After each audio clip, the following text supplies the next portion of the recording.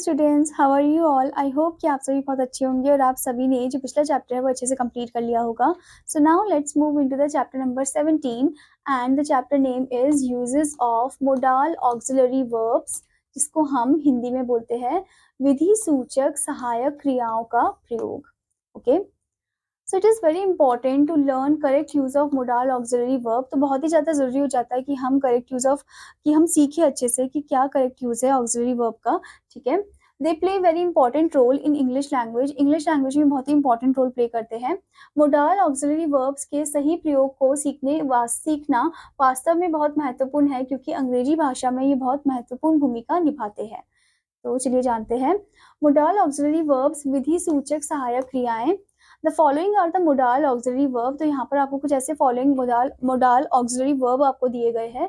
ठीक है, जैसे कि shall, will, may, might, can, could, must, ought to, should, would, has to, have to, had to, dare, need, used to. ठीक है, ये आपके मोडाल ऑक्सिलरी वर्ब्स हैं। तो चलिए जानते हैं हर एक के बारे में। सबसे पहले आपको दिया है शुड।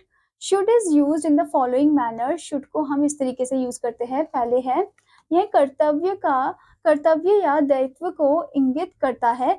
जैसे कि आप यहाँ पर देख सकते हो, we should obey our elders. ठीक है, इसका मतलब है हमें अपने बड़ों का कहना मानना चाहिए। तो यहाँ पर ये कर्तव्य की बात कर रहा है। ठीक है, now next is conditional sentences में कुछ ऐसे कंडीशनल सेंटेंसेस होते हैं, उसमें हम कैसे यूज करते हैं।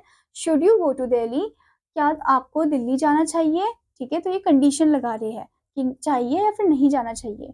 ठीक है, नेक्स्ट वन कंजंक्शन लेस्ट के बाद don't run fast lest you should fall. तेज मत दौड़ो वरना गिर जाओगे। ठीक है, तो लेस मतलब वरना। ओके, तो उसके साथ हम शुड का यूज करते हैं। अब हम जानते हैं वुड का use. Would is use in the following manners. First one, दृढ़ निश्चय को प्रकट करने में, कुछ ऐसा दृढ़ निश्चय को प्रकट करने के लिए हम वुड का यूज करते हैं। जैसे कि Ravi would study regularly, Ravi नियमित रूप से पढ़ेगा।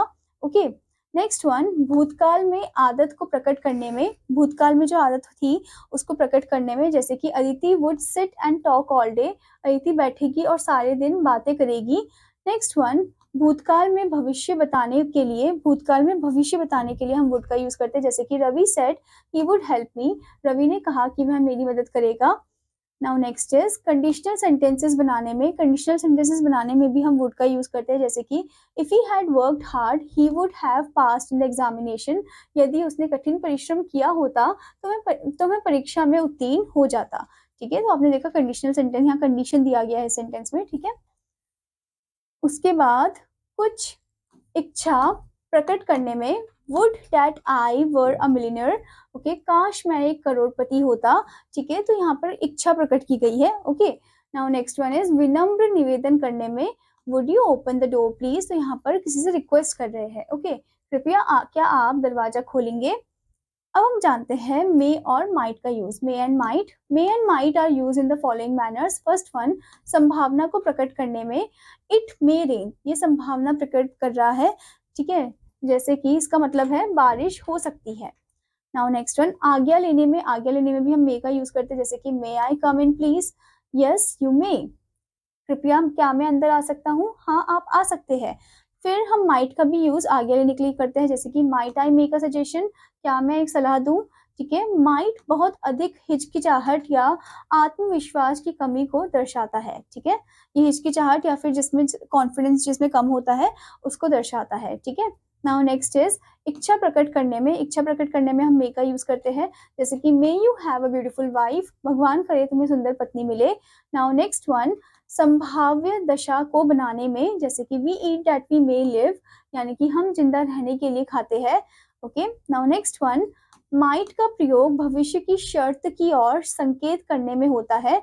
ठीक है, मतलब भविष्य की तरफ वो संकेत करता है, पॉइंट आउट करता है। If he gets money he might buy this car, यदि उसे पैसे मिले हैं तो वह यह कार खरीदेगा।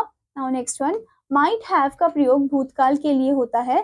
जैसे कि he might have escaped unhurt in the accident yesterday, वह कल दुर्घटना में सुरक्षित बच सकता था।